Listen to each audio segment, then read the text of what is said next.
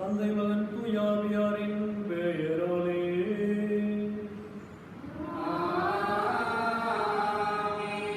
நம் ஆண்டவராக இயேசு கிறிஸ்துவின் அருளும் கடவுளின் அன்பும் தூயாவியாரின் நட்புறவும் உங்கள் அனைவரோடும் இருப்பதாக.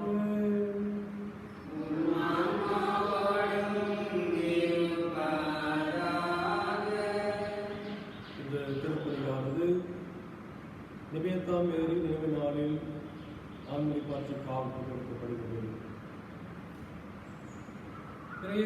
எனக்கு மாணவர்கள் சகோதர சகோதரிகளே, இன்று இறை வாக்குகள் அனைத்தும்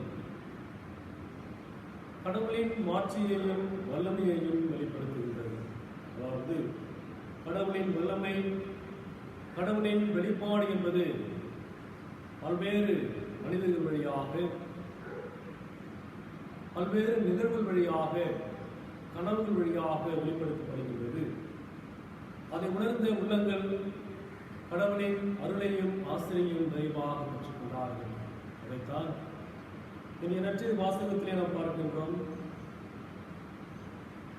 பேதுரு அவர்கள் தந்தையாம் கடவுள் வெளிப்படுத்தியதை மகன் இயேசுவிடத்திலே அறிக்கையிருந்தார். ஆகவே அவருக்கு திருநவியின் தலைவராக இந்த ஆசீர்வாதத்தை பெறுகின்றார். ஆகவே நாம் அனைவரும் ஆண்டவரின் முன்னிலையில் நாம் யார் என்ற கேள்வியை எழுப்ப வேண்டும்.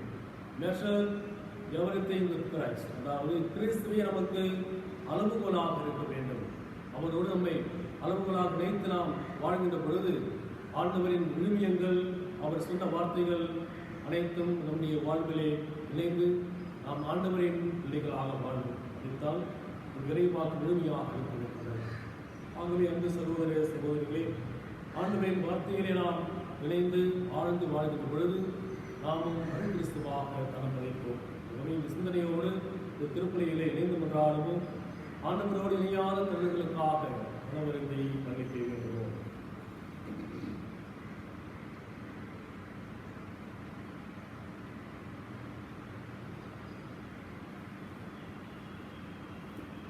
எல்லாம் வல்ல இறைவனிடமும் சகோதர சகோதரிகளிடமும் நான் பாவியை ஏனெனில் சிந்தனையாலும் சொல்லாலும் செயலாலும் கையில் வழியாலும் பாவங்கள் செய்தேன்.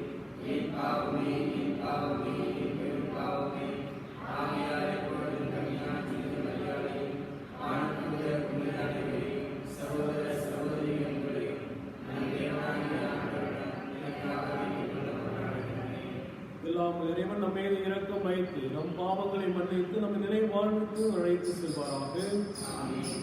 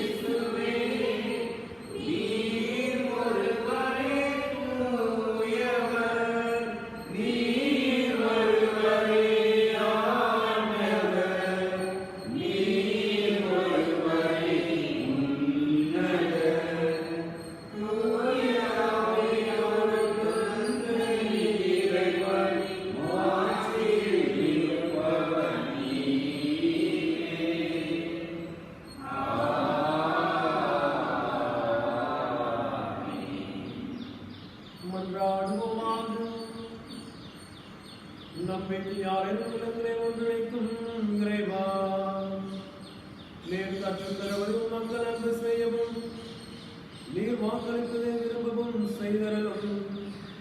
அதனால் மாறுகிற உலக சூழலில் எங்கள் இதயங்கள் உண்மையான பேரின் உலகின் மீது என்றும் நாட்டும் கொள்ள செய்வீராக.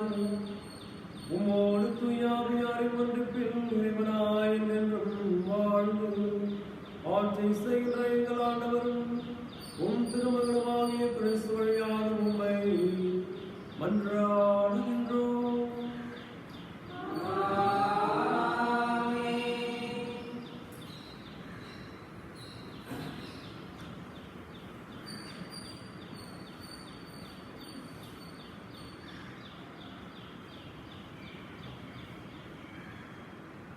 முதல் வாசகம். தாவீது குடும்பத்தாரின் திறவுகோலை அவன் தோளின் மேல் வைப்பேன். இறைவாக்கினர் எசாயா நூலிலிருந்து வாசகம். அதிகாரம் 22, இறைவார்த்தைகள் 19 முதல் 23 முடிய. உன்னை உன் பதவியிலிருந்து இறக்கி விடுவேன், உன் நிலையிலிருந்து கவிழ்த்து விடுவேன். அந்நாளில் இல்கியாவின் மகனும் என் ஊழியனுமாகிய எலியாக்கிமை நான் அழைத்து உன் அங்கியை அவனுக்கு உடுத்தி உன் கச்சையை அவன் இடுப்பில் கட்டி உன் அதிகாரத்தை அவன் கையில் ஒப்படைப்பேன். எருசலேமில் குடியிருப்போருக்கும் யூதா குடும்பத்தாருக்கும் அவன் தந்தையாவான். அந்நாளில் தாவீது குடும்பத்தாரின் திறவுகோலை அவன் தோளின் மேல் வைப்பேன். அவன் திறப்பான், எவனும் பூட்ட மாட்டான். அவன் பூட்டுவான், எவனும் திறக்க மாட்டான். உறுதியான இடத்தில் அவனை முளை போல அடித்து வைப்பேன். அவன் தன் தந்தையின் குடும்பத்தாருக்கு மேன்மையுள்ள அரியணையாக இருப்பான்.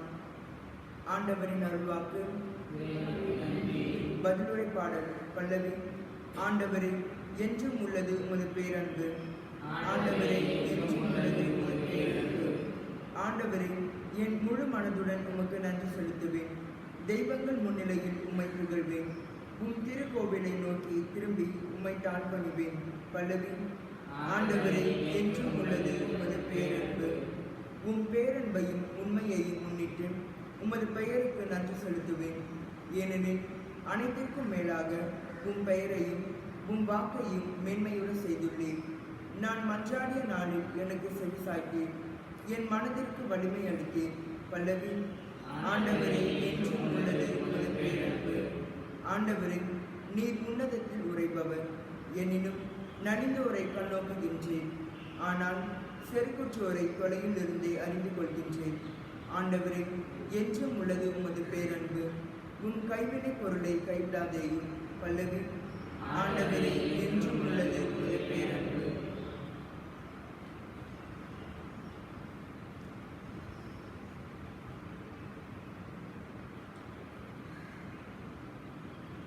இரண்டாம் வாசகம். திருத்தூதர் பவுல் உரோமையருக்கு எழுதிய திருமுகத்திலிருந்து வாசகம். அதிகாரம் 11, இறை வார்த்தைகள் 33 முதல் 36 முடிய. சகோதர சகோதரிகளே, கடவுளின் அருள் செல்வம் எத்துணை மிகுதியானது!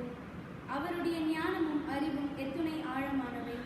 அவருடைய தீர்ப்புகள் அறிவுக்கு எட்டாதவை. அவருடைய செயல்முறைகள் ஆராய்ச்சிக்கு அப்பாற்பட்டவை. ஏனெனில் ஆண்டவரின் மனதை அறிபவர் யார்? அவருக்கு அறிவுரையாளராய் இருப்பவர் யார்?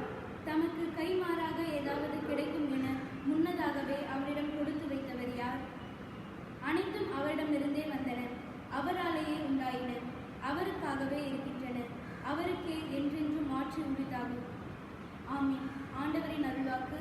Amen.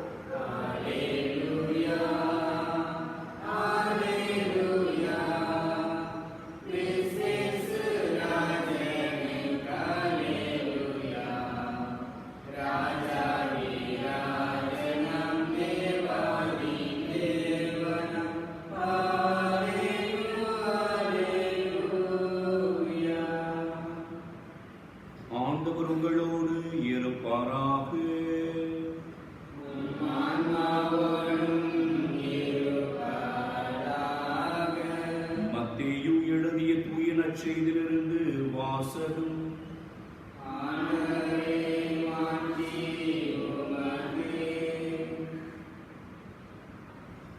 உன் பெயர் பேதுரு, விண்ணரசின் திறவுகோல்களை நான் உன்னிடம் தருவேன்.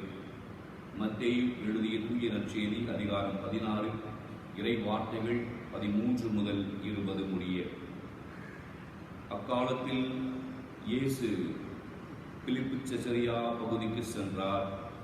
அவர் தம் சீடரை நோக்கி, மானிட மகன் யாரென்று மக்கள் சொல்லுகிறார்கள் என்று கேட்டார். அதற்கு அவர்கள், சிலர் திருமுழுக்கு யோவான் எனவும், வேறு சிலர் எலியா எனவும், மற்றும் சிலர் எரேமியா அல்லது பிற இறைவாக்கினருள் ஒருவர் என்றும் சொல்லுகின்றனர் என்றார்கள். ஆனால் நீங்கள் நான் யார் என சொல்கிறீர்கள் என்று அவர் கேட்டார். சீமோன் பேதுரு மறுமொழியாக, நீர் மெசியா, வாழும் கடவுளின் மகன் என்று உரைத்தார். அதற்கு இயேசு, யோனாவின் மகனான சீமோனே, நீ பேறு பெற்றவர்.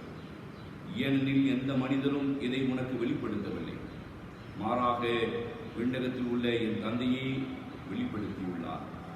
எனவே நான் உனக்கு கூறுகிறேன், உன் பெயர் பேதுரு. இந்த பாறையின் மீது என் திருச்சபையை கட்டுவேன். பாதாளத்தின் வாயிலில் அதன் மேல் வெற்றி கொள்ளார். விண்ணரசின் திறவுகோல்களை நான் உன்னிடம் தருவேன். மண்ணுலகில் நீ தடை செய்வது விண்ணுலகிலும் தடை செய்யப்படும். மண்ணுலகில் நீ அனுமதிப்பது விண்ணுலகிலும் அனுமதிக்கப்படும் என்றார். பின்னர் தாம் மெசியா என்பதை எவரிடம் சொல்ல வேண்டாம் என்று இயேசு சீடரிடம் கண்டிப்பாய் கூறினார்.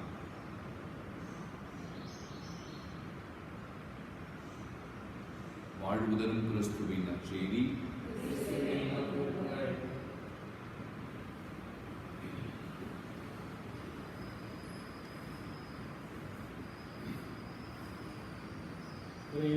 எனக்கு பிரியமான அன்பு சகோதர சகோதரிகளே, என்று தாயார் கூறியானது பொதுக்காலத்தின் 21ஆம் ஞாயிறு வழிபாட்டில் சிறப்பித்துக் கொண்டிருக்கிறது.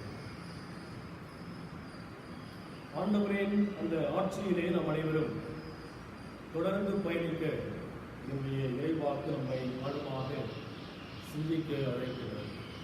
முதல் வாசகத்தில் பாருங்க, அந்த அங்கேயும் தச்சையும் தாவீது குடும்பத்தாரின் திறவுகோலாக இருக்கிறது. அதாவது எலியாக்கிமின் அதிகாரத்தை வரையறுக்கின்றது. அதிகாரம் என்பது ஒரு நோக்கத்திற்காக ஒரு குறிப்பிட்ட காலத்தில் மக்களால் ஒருவருக்கு வழங்கப்படுகின்றது. அதை ஒருவர் சிறந்து செயலாற்ற வேண்டும். அதாவது அதிகாரம் என்பது ஒரு திறவுகோல். அது மூடப்பட்ட கதவுகளை திறந்து நல்ல செயல்களை மக்களுக்கு வழங்க வேண்டும். அதைத்தான் இன்றைய முதல் வாசகத்தில் நாம் சற்று ஆழ்ந்து சிந்திக்கிறோம். ஆகவே இந்த திறவுகோல் என்பது நம்முடைய வாழ்விலே ஒரு நல்ல செயலுக்காக அதை பயன்படுத்த வேண்டும். அதுதான் நம்முடைய வாழ்வாக இருக்க வேண்டும். நற்செய்தி வாசகத்திலையும் நாம் திறவுகோலை பற்றி பார்க்கின்றோம். அதாவது நற்செய்தி வாசகத்திற்கு முன்பாக எந்த ஒரு நம்முடைய வாழ்விலை பார்க்கின்ற பொழுது எந்த ஒரு நிறுவனமாக இருந்தாலும் இயக்கமாக இருந்தாலும் அவ்வப்பொழுது அதை ஆய்வுக்கு உட்படுத்தி பார்க்க வேண்டும். அப்போதுதான் அந்த நிறுவனமோ அல்லது இயக்கமோ ஒரு முன்னேற்ற பாதையில் நல்ல பாதையில் தொடர்ந்து கொண்டே இருக்கும். அதற்கான ஆண்டவராக இயேசு கிறிஸ்து இறையாட்சியின் பயணத்தை தொடங்கிவிட்டு அது எவ்வாறு இருக்கிறது என்பதை ஆய்வுக்கு உட்படுத்துகின்றார். 2 கேள்விகளை ஆண்டவர் இயேசு அங்கே இருக்கின்றார். ஆகவே ஆண்டவர் இயேசு செய்த வல்ல செயல்கள் புதுமைகளை எல்லாம் தந்த சீடர்கள் என்ன நினைத்துக் கொண்டிருக்கின்றார்கள், அந்த இறையாட்சி பயணம் எப்படி இருக்கின்றது, எப்படி தொடர்ந்து செல்லும் என்று ஆண்டவர் இயேசு தன்னோடு வாழ்ந்து அந்த சீடர்கள் வழியாக தெரிந்து கொள்கிறார்.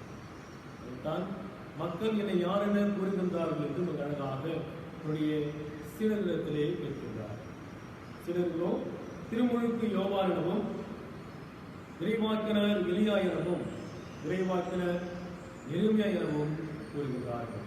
அதாவது திருமுழுக்கு யோவான் என்று சொல்கின்ற பொழுது இதன் பின்னணியை நாம் தொடர்ந்து பார்க்கும் பொழுது திருமுழுக்கு யோவானை குறித்து ஏரோது அந்திபோஸ் அவர்கள் கூறுகிறார். அதாவது திருமுழுக்கு யாவான் ஒரு சிறந்த மனிதர் என்று அவர் கூறினார். அதாவது அவர் வரலாற்றிலே எழுதி வைத்தார். மெசியா வருவதற்கு முன்பாக இவர் வருவார் என்று எழுதி வைத்ததால் மக்கள் திருமுழுக்கு யோவானை இயேசுவாக மெசியாவாக நம்பினார். அடுத்து இரண்டாவது பார்க்கும்பொழுது எலியா ஒரு பெரிய இறைவாக்கினர். ஆகவே மெசியாவின் வருகைக்கு முன்பாக இவர் வருவார் என்று யூதர்கள் நம்பினார். அதாவது யூதர்கள் சமூக விழாக்களிலே எலியாவுக்கு ஒரு இருக்கையை அவர்கள் வைத்தார்கள். என்றால் எலியா மீண்டும் வருவார். ஆகவே எலியா தான் மெசியாவாக இருக்க முடியும், அவர்தான் நமக்கு மீட்பராக இருக்க முடியும் என்று அவர்கள் நம்பினார். எலியாவை பார்க்கின்ற பொழுது எரேமியா வந்து பாபிலோனிய அடிமைத்தனத்திற்கு முன்பாக இறைவாக்கு உரைத்தவர். மக்களை மனமாற்றி ஆண்டவர் பக்கம் திரும்ப இறைவாக்கு உரைத்தவர். ஆகவே அவர் அந்த உடன்படிக்கையின் பேழையையும் அந்த பலிப்பிடத்தையும் பாதுகாப்பாக வைக்க வேண்டும் என்று மக்களிடத்தில் இறைவாக்கு வைத்தார்.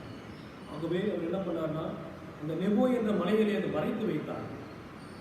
மெசியான் வருகைக்கு முன்பாக இவர் அதை மெசியாவிலே சமர்ப்பிப்பார் என்று மக்கள் நம்பினார்கள். ஆகவே இவர்தான் மெசியா, இவர்தான் இயேசு என்று அந்த மக்கள் நம்பினார்கள். அதைத்தான் சீடர்கள் அங்கே இயேசுவிடத்திலே கூறுகிறார்கள். அன்புக்குரிய சகோதர சகோதரிகளே, இந்த பின்னணியை நாம் சற்று ஆழ்ந்து சிந்திக்கும் பொழுது ஆண்டவர் கூறுவது சிலர்கள் பார்த்து கூறுகின்றார், நான் யார் என்று நீங்கள் சொல்லுகின்றீர்கள் என்று கேட்கும் பொழுது அந்த கடவுளின் அந்த விசுவாச அறிக்கையை பேதுரு அவர்கள் எடுத்துரைக்கின்றார். அதாவது மெசியா வாழும் கடவுளின் மகன்.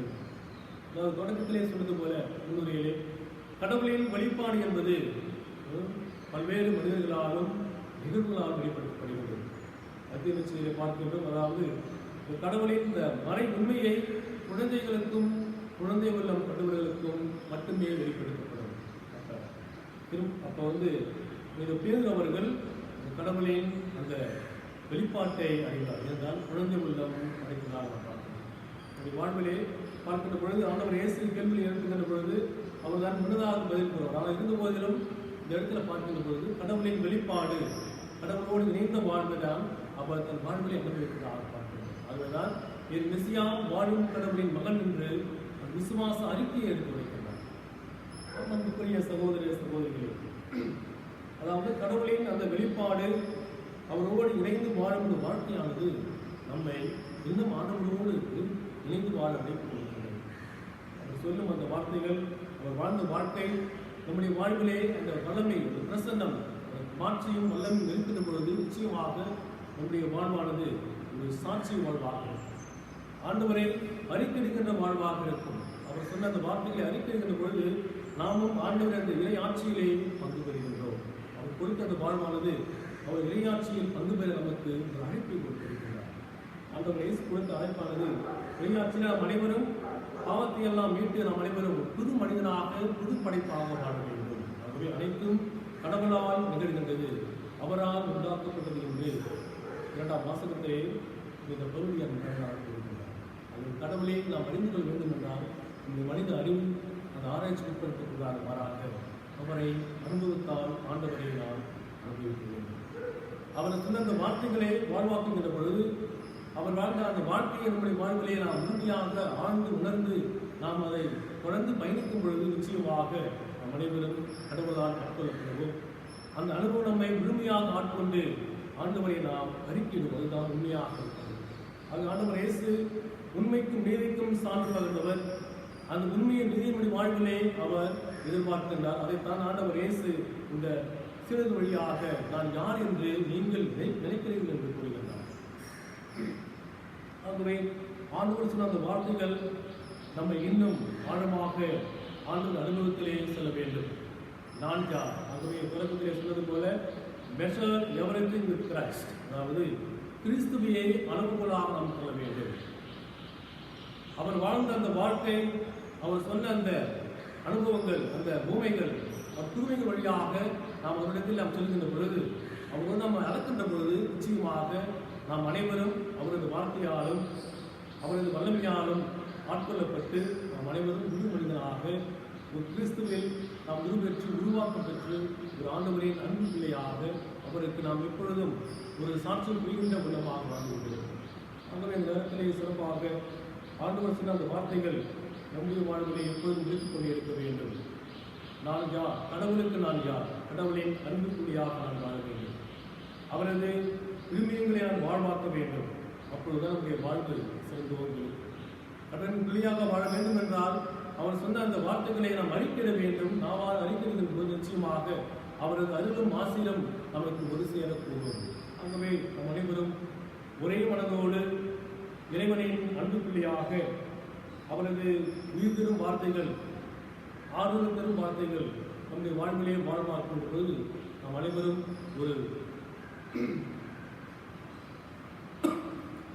அவரது உள்ளத்தின் ஆழத்திலே பதிந்த ஒரு அன்பின் மக்களாக வாழ்வோம். அந்த திருப்பலியை இணைந்து கொண்டாடுவோம். இறைவன் கொடுத்து வாழ்வுக்காக நன்றி செலுத்துவோம். நம்மோடு ஆண்டவர் இப்பொழுதும் வாழ்ந்து கொண்டிருக்கின்றார். அவரது வல்லமையானது நம்மோடு தொடர்ந்து இருந்து கொண்டே இருக்கின்றது. அவரது பிரசன்னமும் அவரது ஒளியும் நம் மீது வீசிக்கொண்டே இருக்கின்றது. அவர் நம்மை ஆசீர்வதித்துக் கொண்டே இருக்கின்றார். ஆகவே அந்த அவர்களுக்காக ஆண்டவருக்கு நன்றி செலுத்துவோம். நம்முடைய வாழ்வானது அவரை மையமாக வைத்து, இயேசுவே என்னோடு இருந்து என்னை வழிநடத்துவார் என்ற நம்பிக்கையில் இணையும் பொழுது நிச்சயமாக நம் அனைவரும் புதுமனிதனாக மாறி கிறிஸ்துவின் நம்பிக்கையாக மாறுவோம். ஆமென்.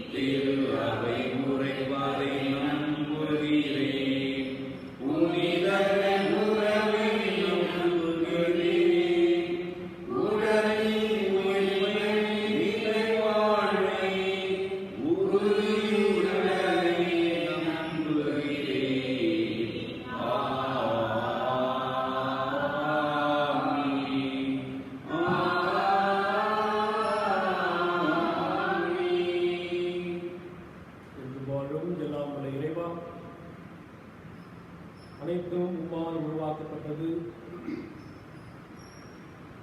உம்முடைய வல்லமையான அனைத்தும் செயல்படுகின்றது. ஆகவே இந்த நேரத்திலே இக்கட்டான சூழ்நிலை, கொரோனா தொற்றுநோய் பிரிவிலே நாங்கள் வாழ்ந்து கொண்டிருக்கின்றோம். நேரத்திலே எங்கள் உள்ளத்தின் ஆழத்தில் இருக்கின்ற தேவைகளின் பாதத்திலே ஒரே உள்ளத்தோடு சமர்ப்பிக்கின்றோம். அன்பே உருவான என் இறைவா, இது பவுலடியார் சொல்வது போல வாய்ப்பு கிடைத்தாலும் கிடைக்காவிட்டாலும் நற்செய்தி அறிவித்துக் கொண்டே இருப்பின் வார்த்தையை நறுவியை ஏற்று என் திருநவியை வழிநடத்தும் திருத்தந்தை, ஆயர்கள், குருக்கள், கன்னியர், புரவர்கள் அனைவரையும் நிறைவாக ஆசீர்வதியும். ஆண்டவரின் வார்த்தையை தங்கள் வாழ்வாக்கி மக்களை உமது உண்மையின் பாதையிலும் நீதியின் பாதையிலும் வழிநடத்தி செல்ல இறைவா உம்மை மன்றாடுகின்றோம். வாழ்வளிக்கும் எம் இறைவா, இந்த நேரத்திலே நாங்கள் சிறப்பாக உலக மக்களுக்காக மன்றாடுகின்றோம். உமது வல்லமையும் ஆட்சியும் எங்கும் நிறைந்திருக்கின்றது. அந்த வல்லமையை நாங்கள் எப்பொழுதும் கண்டுவர உமது நம்பிக்கையிலே நாங்கள் வைத்திருக்கின்றோம். இது வாழ்வில் இருக்கின்ற துன்பங்கள், வேலைகளை நேரே போக்குகிறோம்.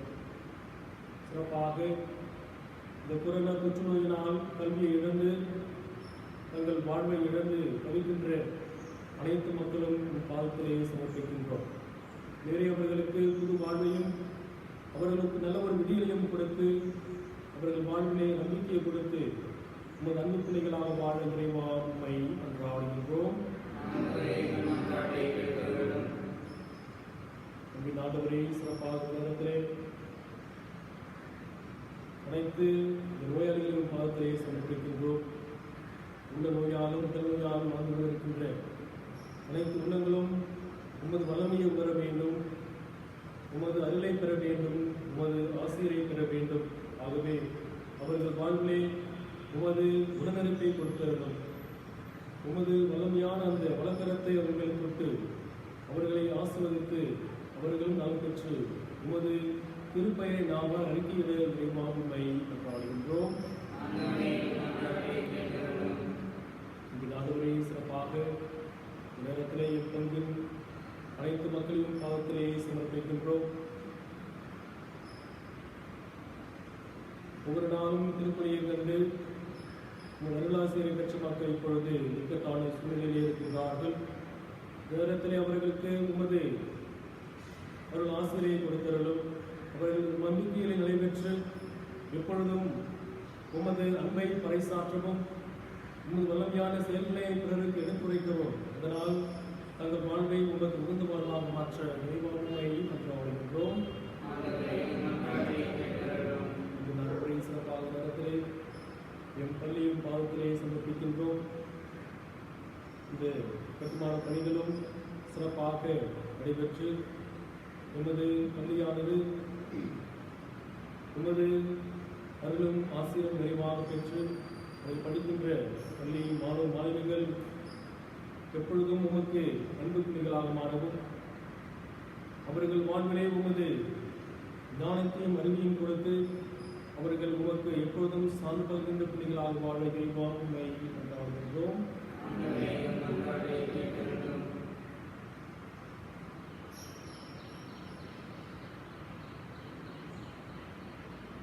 இதனுடைய தனிப்பட்ட சிறப்புகளுக்காக கௌரவமாக கொண்டாடுவோம்.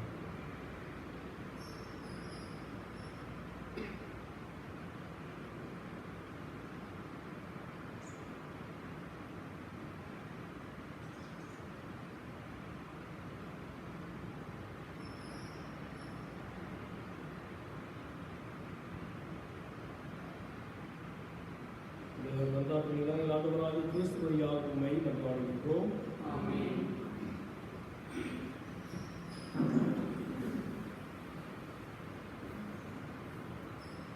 பாடலின் 540 காணிக்கை தந்தோம் கர்த்தாவே, ஏற்றுக்கொள் எம்மை இப்போது. கண் கொண்டு பாரும் கடவுளின் மகனே, காணிக்கையாக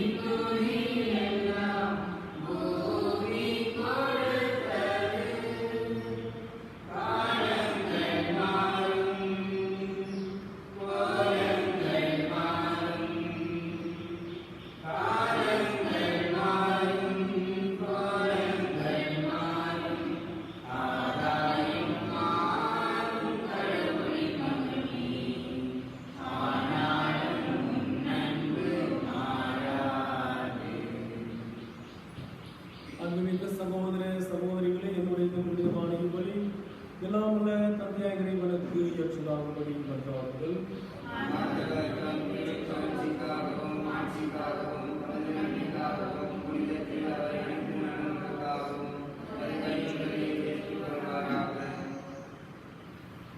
ஆண்டவரே, ஒரு முறை ஒப்புக்கொடுக்கப்பட்ட ஒரே பலியினால் உமக்கென மக்களை சொந்தமாக்கிக் கொண்டீரே. உமதே திரு அவையின் ஒற்றுமை அமைதி ஆகிய குடைகளை எங்களுக்கு கனிவுடன் அருள்வீராக. எங்கள் ஆண்டவராகிய கிறிஸ்து வழியாக உம்மை மன்றாடுகின்றோம். ஆண்டவர் உங்களோடு இருப்பாராக.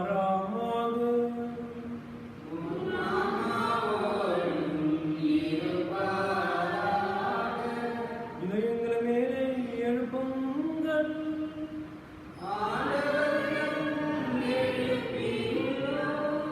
நம் இறைவனாகிய ஆண்டவருக்கு நன்றி கூறுவோம்.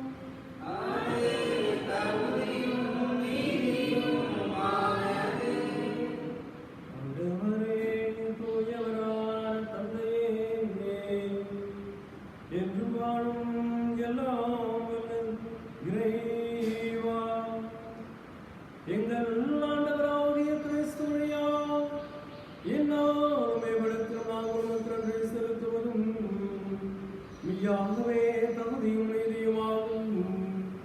எங்கள் கடமையும் மீட்புக்குரிய செய்யதுமாகும். ஏனெனில் தவறிழைத்த எங்கள் மீது கிறிஸ்து இரக்கம் கொண்டு அன்னிமரியாதவருக்கு பிறக்க திருவுரமானார். சிலுவையில் பாடுபட்டு முடிவில்லா சாவிலிருந்து எங்களை விடுவித்தார். இறந்தோரிலிருந்து உயிர்த்தெழுந்து நிலைவாழ்வு எங்களுக்கு அருளினார். ஆகவே வானதூதர் முதன்மை வானதூதரோர் அரியணையில் அமர்வோர் தலைமை தாங்குவோர் வான் படையினர் அனைத்தோடும் சேர்ந்து நாங்கள் நமது மாற்றி புகழ்ந்து முடிவின்றி பாடுவதாவது.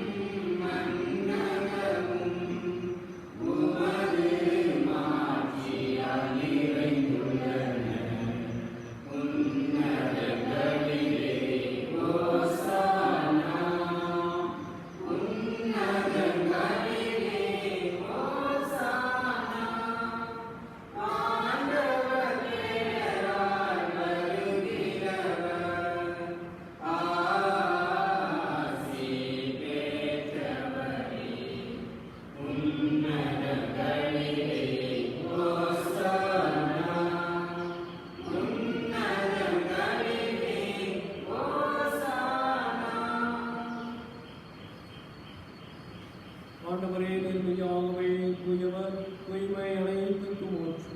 ஆகவே உம்முடைய ஆவியை பொழிந்து காணிக்கைகளை தூய்மைப்படுத்த உம்மை வேண்டுகின்றோம். இவ்வாறு எங்கள் ஆண்டவர் இயேசு கிறிஸ்துவின் திருமணம் திரு ரத்னமாக எங்களுக்கு இவை மாறுபடுமாக. அவர் பாடுபட உடம் கடைந்து தம்மை கையளித்த போது அப்பத்தை எடுத்து என்று செலுத்தி அதை பிட்டு தம் சீடர்களுக்கு அழைத்து அவர் கூறியதாவது: அனைவரும் இதிலிருந்து பெற்று உண்ணுங்கள், ஏனெனில் இது உங்களுக்காக அளிக்கப்படும் என் உடல்.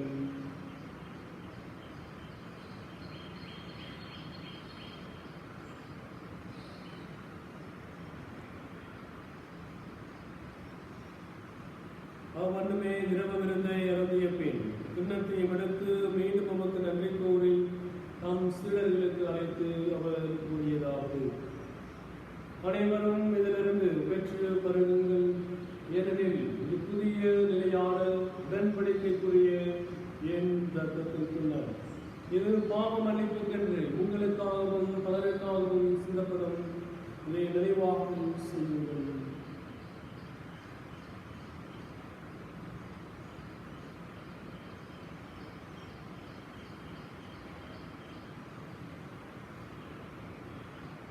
நம்பிக்கையின் மறைபொருள்.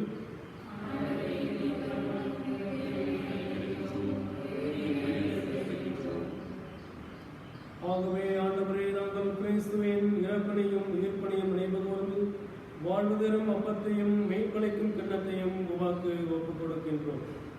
உம் திருமுன் என்று உமக்கு ஊழியம் புரிய தகுந்தவர்கள் என எங்களை ஏற்றுக்கொண்டே, எனவே உமக்கு நன்மை செலுத்துகின்றோம். மேலும் கிறிஸ்துவின் உடலிலும் இரத்தத்திலும் பங்கு கொள்ளும் எங்களை தூய ஆவியார் கொண்டு சேர்க்க வேண்டும் என உம்மை தாழ்மையுடன் பிரார்த்திக்கின்றோம். ஆண்டவரே, உலகெங்கும் பரவிருக்கும் திரு அவையை நினைவு கூர்தலும் எங்கள் திருத்தந்தை பிரான்சிஸ், எங்கள் ஆயர் மேதக நீதிநாதன், எல்லா திருநிலையினர் ஆகிய அனைவரோடும் உமது திரு அவை அன்பில் நிறைவுறச் செய்தருளும். மேலும் உயிர்த்தெழும் எதிர்நோக்குடன் துயில் கொள்ளும் எங்கள் சகோதர சகோதரிகளை இறந்தோர் அனைவரையும் இரக்கத்துடன் நினைவு கூர்ந்து உமது திருமுக ஒளியினுள் ஏற்றுக்கொள்ளும். எங்கள் அனைவர் மீதும் இரக்கமாயிரும். கடவுளின் கண்ணின் தாயான புனித மரியா, அவருடைய கணவரான புனித யோசேப்பு, புனித திரு தூதர்கள், இவ்வுலகில் முகுந்தவராய் இருந்தோர் ஆகிய புனிதர் அனைவரும் நாங்கள் நிலையான வாழ்வில் பங்கு கொள்ளும் தகுதி பெற்று உம் திருமகன் இயேசு கிறிஸ்து வழியாக உம்மை குழந்தைக்கும் வரமருள உம்மை மன்றாடுகின்றோம்.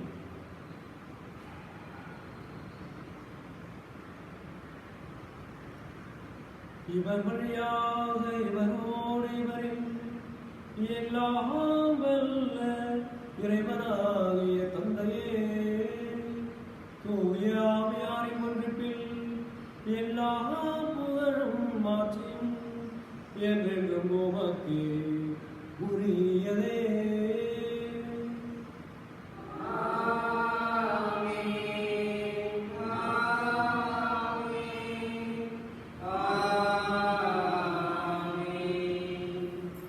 மீட்பெருக்கட்டளையால் கற்பிக்கப்பட்டு இறைவனைப்படையால் பயிற்சி பெற்று நாம் துணிந்து பாடுவோம்.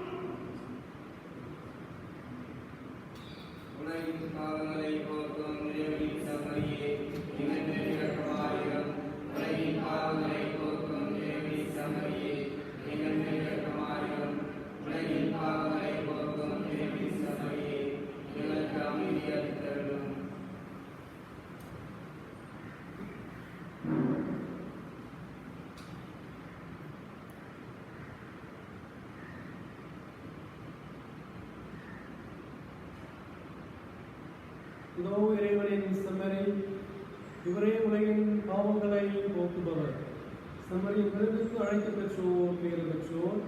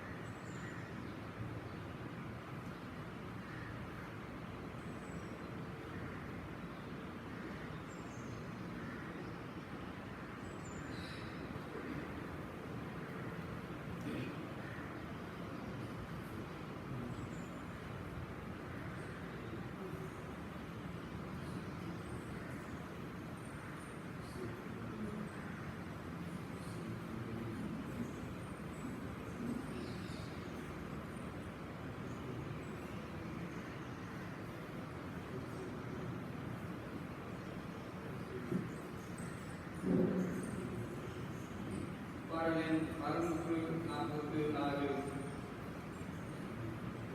இயற்கையில் குறைந்திடும் இணையற்ற இறைவாயின் இதயத்தில் எழுந்திடவா என்றும் இங்கு என்னோடு நின்று என்னை அன்போடு காத்திடு என் தலைவா.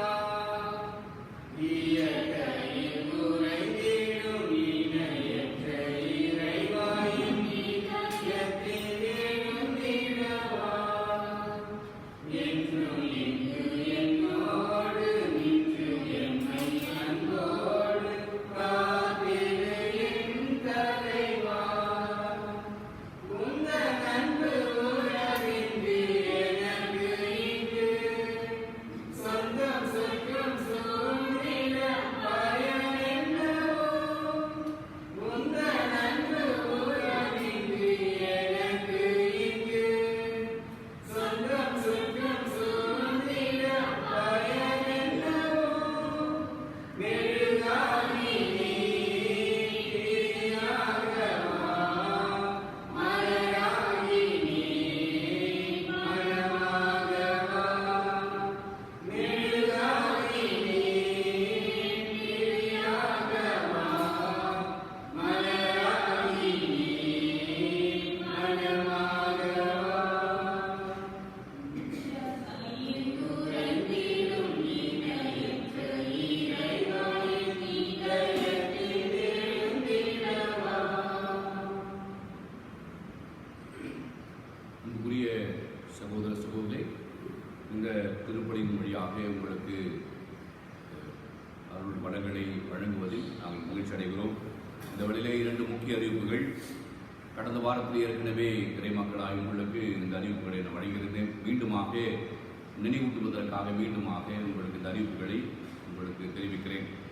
முதலாவது, நம்முடைய பங்கின் புனித விசந்தை பால் சபையினர் வழங்கும் இந்த ஆண்டிற்கான, இந்த கல்வி ஆண்டிற்கான கல்வி ஊக்கத்தொகைக்கான விண்ணப்ப படிவம் பங்கு அலுவலகத்தில் உள்ளது. ஆகவே தேவை விழும் கல்வி பயிலும், குறிப்பாக பள்ளி கல்லூரியில் படிக்கும் மாணவ மாணவியர்கள் இந்த விண்ணப்ப படிவத்தை பெறலாம். குறிப்பாக அன்பிய பொறுப்பாளர்கள் உங்கள் அன்பிற்குரிய ஏழை குடும்பங்களை நீங்கள் இனம் கண்டு அவர்களை நீங்கள் பங்கு அலுவலகத்தில் அனுப்பி இதற்கான படிவத்தை பெற்றுக்கொள்ள செய்யலாம், உதவலாம். அன்பிய பொறுப்பாளர்கள் நேரடியாக விண்ணப்ப படிவத்தை தர வேண்டாம். மாறாக உங்கள் அன்பிற்குரிய ஏழை குடும்பங்கள், அதில் படிக்கக்கூடிய குடும்பத்திற்குரிய ஏழை பிள்ளைகளுக்கு கல்வி நிதி கிடைக்க வேண்டும் என்று விரும்பினால் நீங்கள் அவங்கள ஊக்கப்படுத்தி அவர்களை பங்கு அலுவலகத்திலோ அல்லது வின்சென்ட் பால் சபையினரையோ சந்தித்து அதற்கான படிவத்தை பெற செய்யலாம். ஆகவே வருகிற போது அந்த மாணவ மாணவியர்கள், குறிப்பாக அந்த குடும்பத்தார் பங்கு குடும்ப அட்டையை எடுத்து வர வேண்டும். உங்களுக்கான குடும்ப அட்டையை நீங்கள் எடுத்து வர வேண்டும், முதலாவது. இரண்டாவது, வருகிற போது நீங்கள் இங்கிருந்து படிவத்தை எடுத்து செய்து பூர்த்தி செய்து பிறகு கொடுத்து விட வேண்டும். அதற்கான நாள் குறிப்பிடப்பட்டிருக்குது. ஆகவே அந்த நாளுக்குள்ளாக என்னுடைய படிவத்தை நீங்கள் பூர்த்தி செய்து வின்சென்டி பால் சபையிடம் ஒப்படைக்குமாறு உங்களோடு கேட்பது முதலாவது அறிவிப்பு. இரண்டாவது முக்கியமான அறிவிப்பு, அதே போல நம்முடைய பங்கிலே கடந்த வாரம் முதல் ஆன்லைன் கேட்டகிசம் இணைய வழி மறைக்கல்வி துவங்கியது. இந்த நாளில் குறிப்பாக இன்று முதல் வகுப்பு நடைபெறுகிறது. இன்று தந்தை மகன் தூய ஆவியானவர் இந்த தமத்திற்கு கடவுளை பற்றிய ஒரு விளக்க உரை உங்களுக்கு அனுப்பப்பட்டிருக்கிறது. ஆகவே பங்கினுடைய அதிகாரப்பூர்வமான இந்த வாட்ஸ்அப் குரூப்பில் பங்கு பெற உறுப்பினர்களுக்கு அனுப்பப்பட்டிருக்கிறது. ஆகவே அன்பிய பொறுப்பாளர்கள் தயவு செய்து நீங்கள் அதை உங்கள் அன்பிற்குரிய குடும்பங்களோடு பகிர்ந்து கொள்ள வேண்டும். இது மிக முக்கியமான இருக்கக்கூடிய 400 குடும்பங்களுக்கும் பங்கு பண்ணி அனுப்ப முடியாது எல்லாருக்கும். ஆகவே உங்களுக்கு நான் அனுப்புகிறேன்னு சொன்னால் நீங்கள் பொறுப்புள்ளவர்களாக நீங்கள் இந்த பொறுப்பை உணர்ந்து தயவு செய்து உங்கள் அன்பியத்தில் இருக்கக்கூடிய குழந்தைகள் இருக்கக்கூடிய குடும்பங்களுக்கு இந்த ஆன்லைன் கேட்டகிசம் இந்த தொகுப்பை நீங்கள் வீடியோவை அவர்களுக்கு பதிவிறக்கம் செய்ய உதவி வேணும் அல்லது நீங்கள் அனுப்ப வேண்டும். அவை அதை பார்க்கிற போது வீட்டிலிருந்து பிள்ளைகள் மறைக்கல்வி படிப்பதற்கு ஏதுவாக அமையும். ஏன்னா ஆலயத்துக்கு வர முடியாத சூழ்நிலை, திருப்பதியிலே பங்கெடுக்க முடியாத சூழ்நிலை, ஆலயங்கள் சார்ந்த இடங்களில் மறைக்கல்வி ஏற்பாடு செய்ய முடியாத இந்த சூழ்நிலையில் இந்த இணையவழி மறைக்கல்வி நாம் துவங்கியிருக்கிறோம். அவை ஒன்றுமில்லாததுக்கு இது பெட்ரு. இது எல்லாம் பெஸ்ட்டுன்னு சொல்ல மாட்டேன். இருந்தாலும் ஒன்றுமில்லாத ஒரு சூழ்நிலை ஏதாவது ஒன்று செய்ய வேண்டும். பிள்ளைகளுக்கு அந்த விசுவாச பயிற்சி நம்ம கொடுத்து கொண்டே இருக்க வேண்டும். அருள்வாழ்வுக்கான ஒரு வாய்ப்புகளை வழிகாடுகளை நாம் உருவாக்கி கொண்டே இருக்க வேண்டும் என்பதற்காக இந்த முயற்சி எடுக்கப்பட்டிருக்கிறது. ஆகவே இந்த முன்னெடுப்பை நீங்கள் உற்சாகப்படுத்த வேண்டும். அதற்கு மிக முக்கியமானவர்கள் அன்பிய பொறுப்பாளர்கள், அதிலும் கூட அன்பியத்துக்குரிய சிறார் பொறுப்பாளர்கள். ஆகவே நீங்கள் தயவுசெய்து பிள்ளைகளுக்கு இந்த மறைக்கல்வியை கொண்டு போய் சேர்க்க வேண்டும். ஆகவே என்னோட முக்கிய அறிவிப்புகள், முதலாவது வின்சென்டி பால் சபையினர் வழங்கும் கல்வித்தொகை, இரண்டாவது ஆன்லைன் கேட்டகிசம், மூன்றாவது வழக்கம் போல உங்களுக்கு நான் வாரம் அனுப்புகிற இந்த திருப்பலி. ஆகவே விருப்பமானவர்கள் அதை நீங்கள் கட்டாயம் அதை பார்த்து பங்கில் என்ன நடவடிக்கைகள் நடைபெறுகிறது என்பதை அறிந்து கொள்ளலாம்.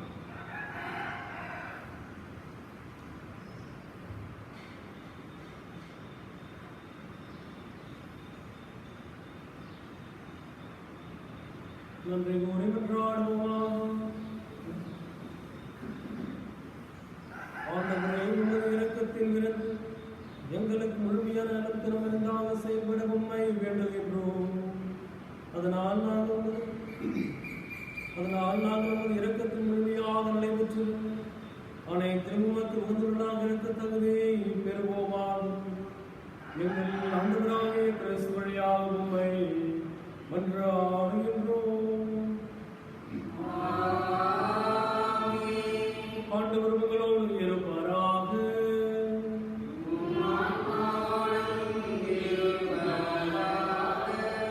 எல்லாம் வல்ல இறைவன் தந்தை, மகன், தூய ஆவியார் உங்களை நிறைவாக ஆசீர்வதிப்பாராக.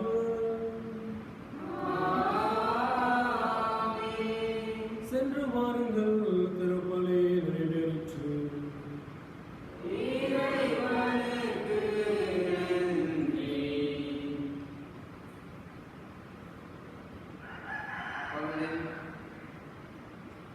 தொள்ளாயிரத்து 93